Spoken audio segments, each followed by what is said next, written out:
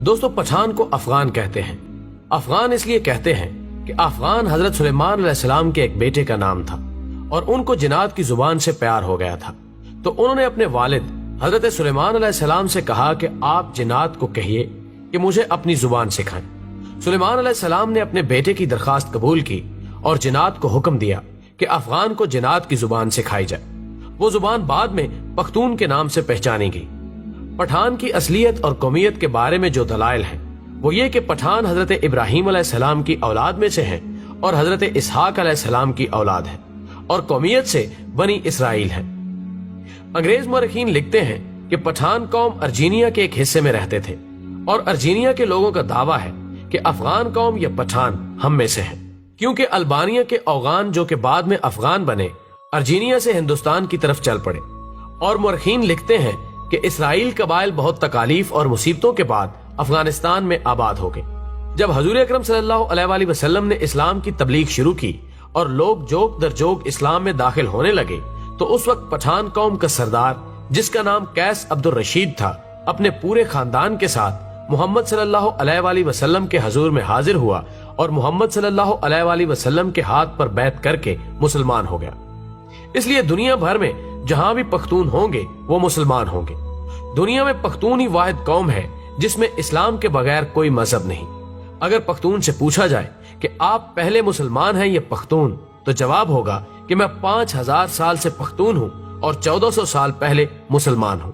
دوستو، اب سوال یہ ہے کہ افغان قوم کو پٹھان کیوں کہا جاتا ہے؟ تو جب کافروں نے مکہ پر قبضہ کر لیا تو حضرت محمد صلی اللہ علیہ وآلہ وسلم نے حضرت خالد بن ولید رضی اللہ تعالی عنہ کو حکم دیا کہ جاؤ اپنے افغانیوں کو جہاد کے لیے بلاؤ۔ خالد بن ولید رضی اللہ تعالی عنہ افغانستان چلے گئے اور افغان سردار قیس عبد الرشید کو حضور صلی اللہ علیہ وآلہ وسلم کا پیغام ارسال کیا۔ قیس عبد الرشید کی قیادت میں لشکر مکہ مکرمہ کی طرف روانہ ہوا۔ شام کو صحابہ کرام نے حضور اکرم صلی اللہ علیہ وآلہ وسلم کو خوشخبری سنائی کہ افغانی لشکر نے آتے ہی کافروں کا قتل عام شروع کر دیا اور تمام کافروں کا خاتمہ کر دیا اور مکہ مکرمہ کو افغانیوں نے فتح کر لیا۔ تو اسی لمحے حضور اکرم صلی اللہ علیہ وآلہ وسلم کی زبان پر یہ الفاظ آئے، بتان۔ خواتین و حضرات، بتان لفظ عربی زبان کا لفظ ہے، یعنی سخت ترین لکڑی جو سمندری جہازوں میں لگائی جاتی ہے، جسے سمندری پانی بھی کمزور نہیں کر سکتا۔ یہ لفظ جب برِ صغیر پہنچا تو بتان سے پٹھان ہو گیا، اور اگر ان کی تاریخ کا تقابلی جائزہ لیا جائے تو فارسی میں پشتون، مقامی زبان میں پختون اور اردو میں پٹھان۔ یہ قوم دنیا بھر میں پھیلی ہوئی ایک غیرت مند قوم کے طور پر گردانی جاتی ہے، جن میں افغانستان، پاکستان اور بھارت اول نمبر پر ہے۔ دنیا میں پشتون اپنی وفا اور غیرت کے نام سے جانے جاتے ہیں۔ لفظ پشتون کا مطلب ہوتا ہے غیرت و وفا والا اور اپنی عزت اور دین پر مر مٹنے والا۔ پشتونوں نے قیام پاکستان میں بھی بھرپور حصہ لیا۔ بعض مورخین کے مطابق پٹھان آریائی یا یونانی نسل سے ہیں اور بعض کے نزدیک یہ قیس عبد الرشید کی اولاد ہے، جبکہ تیسرے نظریے کے مطابق ان کا تعلق بنی اسرائیل کے گمگشتہ قبائل سے ہے۔ خود قیس عبد الرشید کی اولاد سمجھنے والوں کا نظریہ ہے کہ مکہ میں قیام کے دوران حضرت خالد بن ولید رضی اللہ تعالی عنہ نے اپنی صاحبزادی ان کے مورث اعلیٰ کے نکاح میں دے دی تھی، جنہیں وہ ہمراہ لے کر اپنے وطن واپس آیا اور پھر انہوں نے یہاں اپنی بقیہ زندگی اسلام کی ترویج و اشاعت میں صرف کر دی۔ اسی طرح قیس عبد الرشید کی اولاد پٹھان کہلاتی ہے، جبکہ یہ بھی کہا جاتا ہے کہ خود قیس عبد الرشید کا تعلق بھی بنی اسرائیل کے بادشاہ ساؤل یعنی حضرت طالوت کے 37ویں پشت سے تھا۔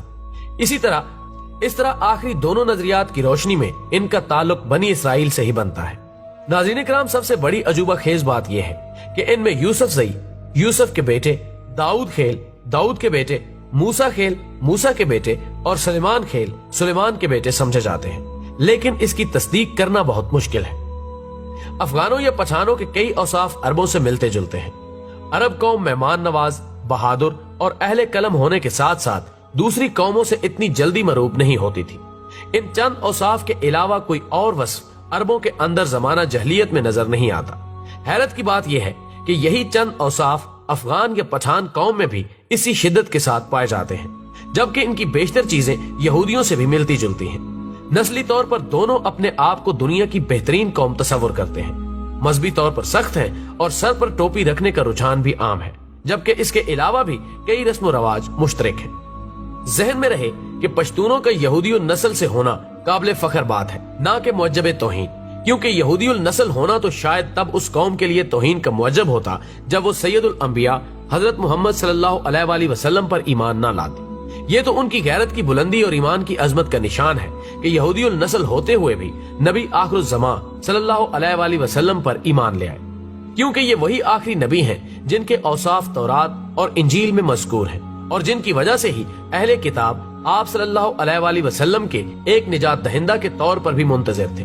لیکن بعد میں انہوں نے محض اس جلن اور حسد کی وجہ سے حضرت محمد مصطفیٰ صلی اللہ علیہ وآلہ وسلم کی نبوت کا انکار کیا کہ ان کا تعلق بنی اسرائیل سے نہیں تھا۔ بنی اسرائیل کی طرف سے آپ صلی اللہ علیہ وآلہ وسلم کی نبوت کا یہ انکار دلائل پر نہیں بلکہ نسلی منافرت اور حسد و عناد پر مبنی تھا۔ تو یہ پشتونوں کے لیے قابل فخر بات ہے کہ یہ لوگ حضرت موسیٰ علیہ السلام کے حواری بھی ہیں اور آخری نبی صلی اللہ علیہ وآلہ وسلم کے سپاہی بھی۔ ناظرین، ویڈیو پسند آنے کی صورت میں اسے زیادہ سے زیادہ لائک کر کے ہماری حوصلہ افزائی کریں اور ویڈیو کو فیس بک اور واٹس ایپ پر شیئر کرنے میں ہمارا ساتھ دیں۔ ہماری اگلی ویڈیو آنے تک اپنا، دوستوں اور گرد و نواح کے تمام لوگوں کا بہت خیال رکھیں۔ اللہ حافظ۔